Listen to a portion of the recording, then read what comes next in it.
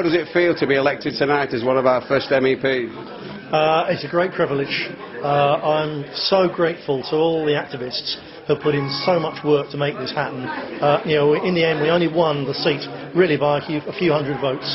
If it hadn't been for the work that so many people have done, we wouldn't have got there. So really, I feel humbled for all the effort that's put in by the people who aren't going to go to Brussels, who aren't on the European payroll, all the rest. People have given up so much to get me elected. Thank you very much. I'm really humbled by the sacrifice. What's one of the first things that's going to be on your agenda when you get into Brussels? Well, I've already told the media, I don't know how many of them will show it or play it, that as far as I'm concerned, obviously we're there to make a point about opposing Turkey's entry into the European Union, bread and butter issues like that. But a real issue that we can actually do something on, just one person and one or two researchers I've got there, is we've done a huge amount of work over the last few months about the way in which things such as private finance initiatives are part of an enormous political elite scam against the British public.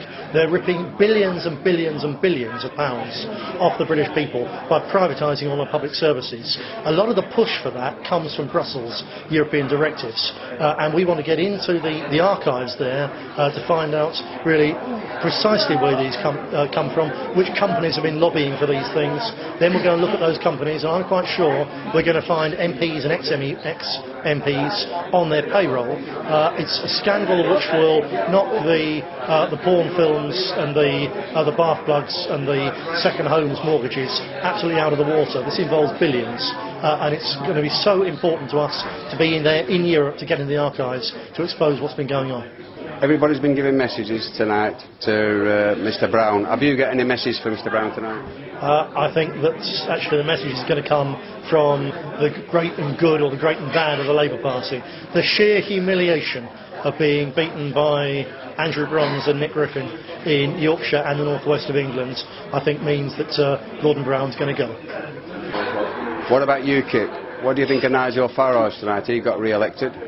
Yep, UKIP have obviously done very, very well. It's deeply ironic, actually, that with the media so worried that the British National Party was going to get the protest vote about the political party's sleeves, that they boosted UKIP up out of all proportion. That party was a busted flush. It's got no infrastructure, no base, virtually no activists. There's really nothing there. But the media taught them up as a block against us.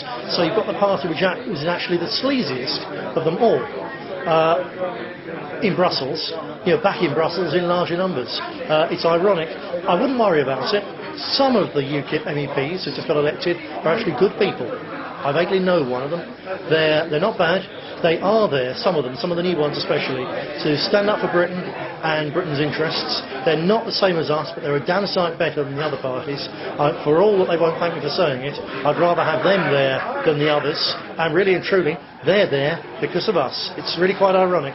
We've got 2 British National Party MEPs elected, and we've probably got at least 6 UKIP MEPs elected as well. That's quite a thing for a small party to do. There was a lot of trouble outside. They said on there that your windows got smashed, your eggs got thrown at you. Yes, we had a lot of trouble. Some of that mob were actually wearing Labour rosettes.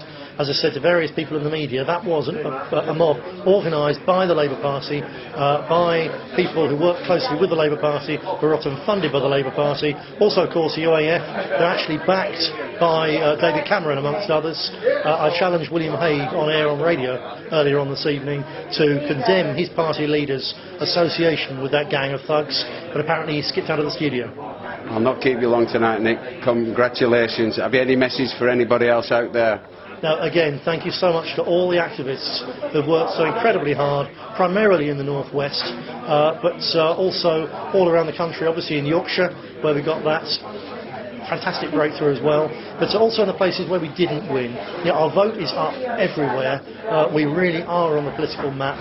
All the activists know how that for every person who voted for us, there was a dozen more who were on the edge of voting for us, really sympathetic, really interested. In the end, this time, a lot of those people were put off by the lies of papers like The Sun and The Express, but that won't last forever. Our time's coming. Tonight, when you got elected, a lot of people came up on the podium and they all walked off when you got elected. Can you tell us any more about that? Yeah, I was, of course, expecting it. You know, Tory, Liberal, Labour, UKIP, they're essentially all the same. We're the new kids on the block. We're the ones who threaten their monopoly. We're the ones who've given the British people back a choice. Before, you had certainly the three old main parties, all the same on all the core issues. There was no democratic choice.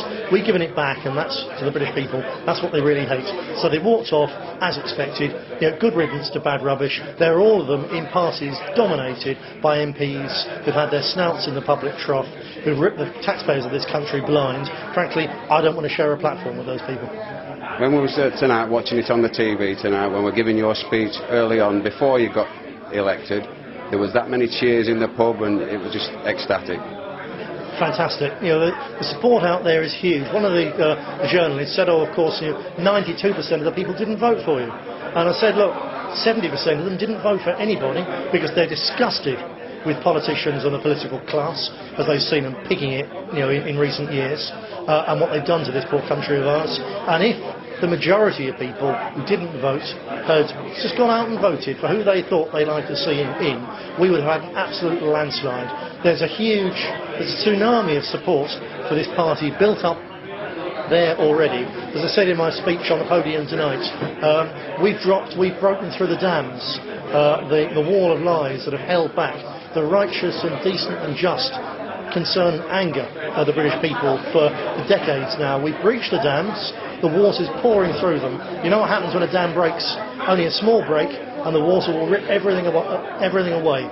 So this is only the beginning here. The next few months are going to see the British National Party grow and grow and grow, and by the next wave of elections, well, it's anybody's guess, but we are going to be news once again. Thank you very much. Thank you.